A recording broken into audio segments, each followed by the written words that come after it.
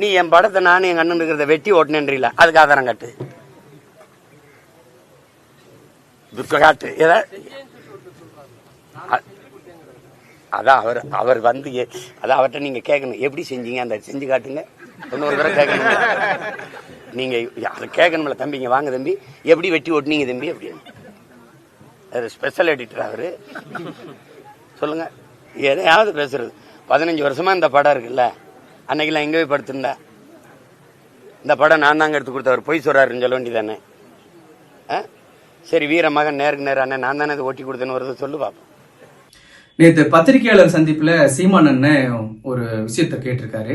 அதுக்கு என்ன ஆதாரம் இருக்குன்னு காட்ட சொல்லுங்க, இவன் 15 வருஷமா எங்க படுத்திருந்தான் அப்படின்லாம் கேட்டிருக்காரு. அதுவே ஒரு ஆதாரம் தான் எடுத்து காட்டுறோம், அப்புறம் அதுக்கு ஒரு ஆதாரத்தை எங்க இருந்து கொண்டாந்து காட்டணும்னு எதிர்பார்க்கிறாருன்னு எனக்கு தெரியல. அப்புறம் இவன் வந்து அந்த புகைப்படத்தை எப்படி எடிட் பண்ணான்னு ஒரு டெமோ காமிக்க சொல்லுங்க அப்படிங்கிறாரு. அதுதான் உலகம் முழுக்க இருந்து இணையத்தில் இப்படிதான் ஒரு புகைப்படம் ஒட்டப்படுதுன்னு டெமோ காட்டிக்கிட்டு தான் இருக்காங்க. அதுக்கு தனியா நான் வேற ஒரு வாட்டி காமிக்கணும்னு எதிர்பார்க்கிறேன். அப்புறம் இவன் பிரபாகரனை பொய்ன்னு சொல்லிட்டான் அப்படின்னு சொல்றாரு. நாங்க எப்ப சொன்னோம்? தலைவர் பிரபாகரன் தான் உலகத்திலே உண்மையான தலைவர்ங்கிறதா எங்களுடைய நிலைப்பாடும் கூட. இந்த விஷயத்துல ஏன் இவ்வளவு குழப்பம்னு தெரியல. அண்ணன் செங்கோட்டையனை வந்து பேச சொல்லியிருக்கலாமே.